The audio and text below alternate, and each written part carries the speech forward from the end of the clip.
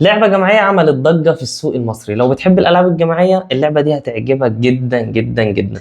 أهلا بيك في قناة مهندس الألعاب. هنشرح النهاردة أو هنكتشف مع بعض النهاردة لعبة قول أو اعمل. يلا بينا نعرف اللعبة دي بتتلعب إزاي. مبدئيا ده شكل الكرتونة، بتيجي باللون الأزرق وأوقات بتيجي باللون الأحمر، بس المشهور جدا اللون الأزرق. يلا بينا نعرف إيه اللي جوه الكرتونة دي. بيجي عبارة عن بورد بالشكل ده، وبيجي 6 كوينز، وبيجي كروت سودا وكروت زرقاء. قول وافعل، يعني قول واعمل. اوكي، هنا الزرقاء ده بيقول لك قول.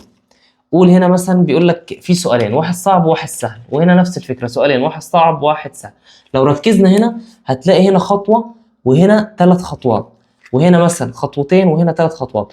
كل كارت حسب السؤال اللي فيه او حسب الصعوبه بتاعته بتختلف الخطوات من كارت للتاني. انا دلوقتي هنلعب شخصين، من شخصين ل6 اشخاص بيلعبوا اللعبه. تمام، هي لعبه مسليه جدا وبلس 8 سنين، يعني خدوا بالكم فوق ال8 سنين مش اقل من كده. هنلعب دلوقتي شخصين، اللون الاخضر والاصفر. اوكي، هنبدا هنا اصغر واحد في الشله هو اللي بيبدا يسحب كروت. اصغر حد مثلا اللون الاصفر.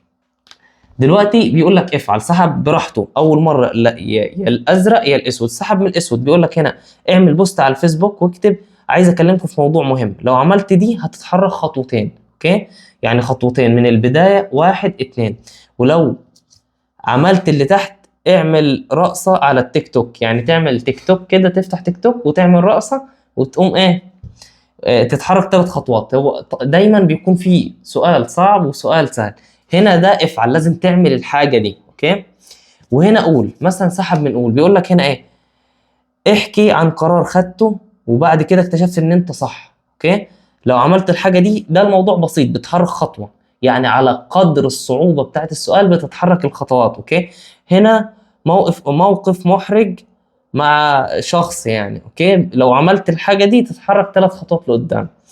هي دي فكرة اللعبة. وهنا بقى بيجي لك ايرور. مثلا انا دلوقتي اتحركت جيت هنا عند الاشارتين دول مع بعض، بيقول لك هنا بيكون مكتوب 6 حاجات، هم 6 مشاكل بتقابلك وانت لحد ما توصل للنهاية. بيكون هنا مكتوب ال6 حاجات بالحل بتاعها. مثلا هنا جيت عند الاشاره، بيقول لك الناس بتعدي وانت مستنيهم، عدي 3 خطوات لقدام. لو جيت وقفت عند رقم 5 هتعدي 3 خطوات لقدام.